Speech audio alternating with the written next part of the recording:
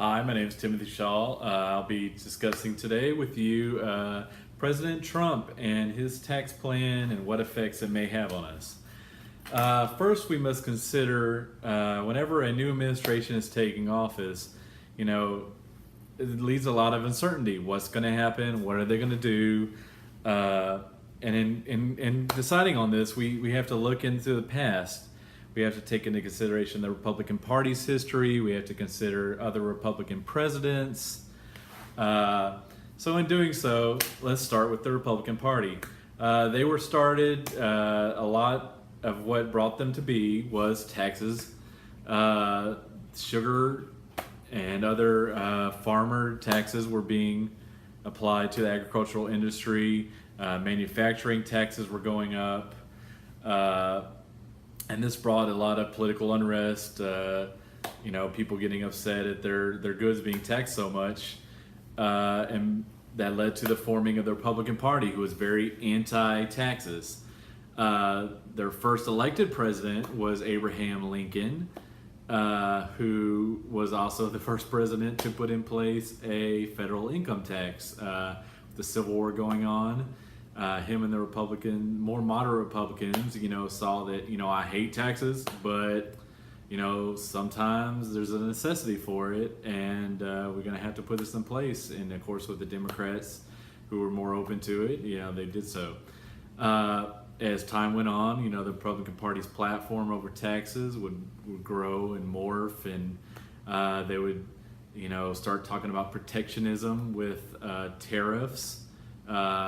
Even though we were founded hating the taxes of the English upon our colonies, we would start heavily taxing foreign products coming into our country in order to ensure that domestic growth would keep going. The domestic production would be priority over foreign until continuing with low taxes. They also, once a federal tax was put in place, they would start thinking a lot about budget balancing, something we as accountants, think about a lot, until the more recent presidents who didn't pay as much attention to balancing the budget, back to more need to cut taxes to stimulate growth, raise those tariffs on the foreign trade. So in a nutshell, that's how the Republican platform has morphed over the years into what it is today. Next, we'll look at the Republican presidents. Like I said, we had Lincoln, who did not like taxes, but he saw that there was a need for it, and went along with it. We've had other presidents that, went in saying, such as Bush Sr., no new taxes. And once in office, he saw that there was a necessity that we needed to increase our inflow of cash. He was facing a war, and due to necessity, he made the needed changes.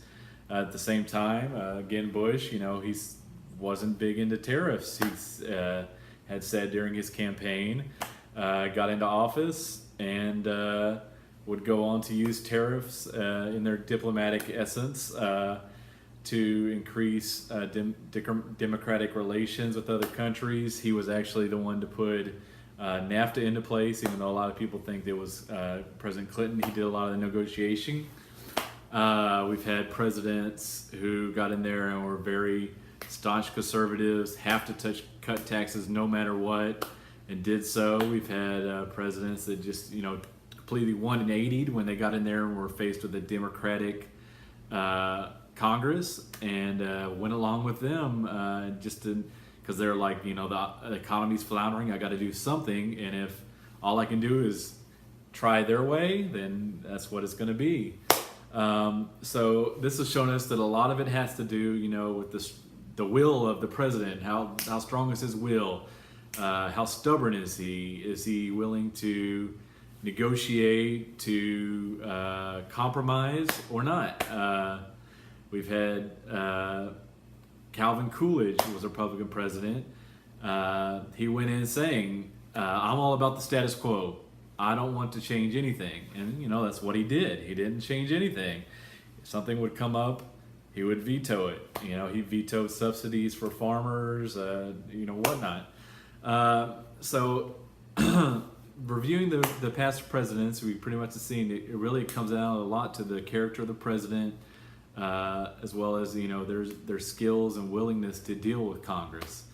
Now we'll talk about candidate Trump. Candidate Trump came into his campaign very hostile towards the Democratic Party and everything they believe in, pushing.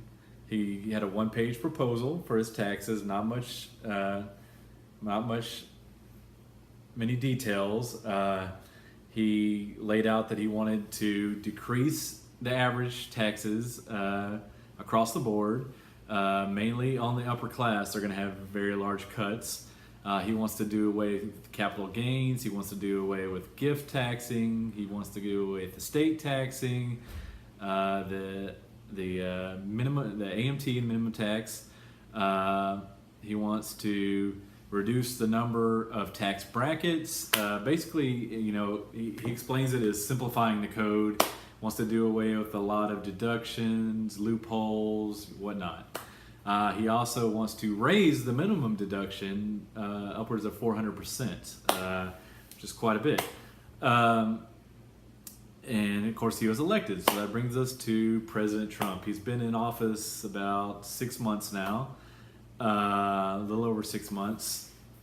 In that time, there hasn't been much movement on taxes. Of course, they've been putting a lot of emphasis on the Affordable Care Act.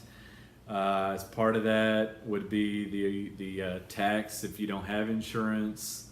So that would be a reduction if they got rid of that, which they've been having a lot of struggle with.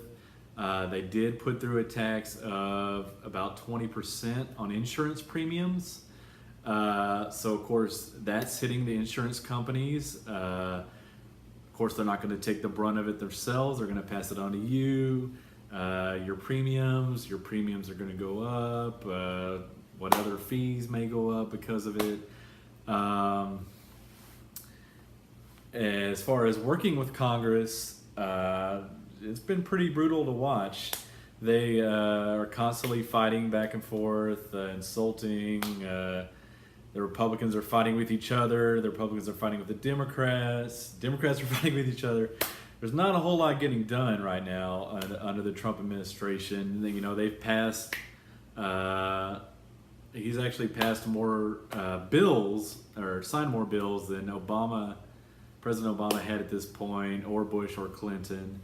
But a lot of those have been putting people into places like court appointments, heads of offices, whatnot. As far as the substance of his platform, very little has managed to get done thus far. Usually when a Republican president is in with a Republican Congress, you would expect quite a bit to get done. President Trump, a lot of his views are very radical, so he's very conservative, so he's coming into a lot of tension with the more moderate members of his own party as well as the Democrats. There's a lot of hostility, hard to get anything passed. When a president has the Congress of their own party, sometimes they will get something major through, like a large tariff hike, which has happened in the past, but a lot of times the effects of that become very detrimental to the party in the short term or long term. Usually leads to the president losing his next election, leads to the party losing a lot of seats in the House, or whatnot. So there's a high chance that if they do push through something large and upset enough people, they're going to lose a lot of seats inside of Congress. And then President Trump will face the second half of his term with a very hostile Congress of Democrats in power. And basically, then you're a lame duck president even longer than you would be just during the election or subsequent from the presidential election until you actually leave office. So in our analysis, we've got to consider all these hostilities between him and his Congress, and that President Trump has shown a very stubborn, strong-willed attitude towards these concepts of tariffs and taxes, whereas his protectionism does fit with the platform the party has built over the last 100 years or so, as well as the idea of cutting taxes. At the same time, there's not a lot of explanation over how they're going to balance the budget. And so there are a lot of people in Congress worried about that and not wanting to cut taxes a great deal without cutting the spending. So I foresee a great deal of trouble getting these different tax cuts and tariff hikes and whatnot approved, as well as repealing all these different taxes and stuff without any way of showing how we're going to cut our spending to make room for those cuts, or how we're going to pay for those cuts.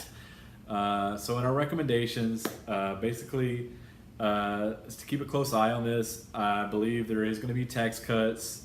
They probably will be a lot closer down towards like 5% or so, a more moderate rate than some of the 30-40% cuts he's hoping for. I don't think we'll likely get rid of the average minimum tax or the gift tax, estate tax. It may be reduced how much those taxes are, but I would be prepared. He's already pulled us out of the transatlantic partnership, as well as the Paris Accords, which that's not directly tax related, but it does have a lot of political ramifications. So I foresee if he does raise the tariffs in the way he's wanting to, he's already angered a lot of world leaders over different issues, that we could be facing a lot of tariffs applied to us as well. So I see the price of goods going up. I foresee, taxes going down slightly, very slightly. The tax code may become slightly simpler, but at the same time, some of the changes he's pushing for is going to cause individuals and businesses to do their taxes multiple ways to figure out which way is actually going to benefit them the most. So in the long run, it's probably going to create even more headache, more paperwork in order to get our taxes done, even though the ultimate goal is simplification and reduction. So that being said, that is my view on Trump and taxes.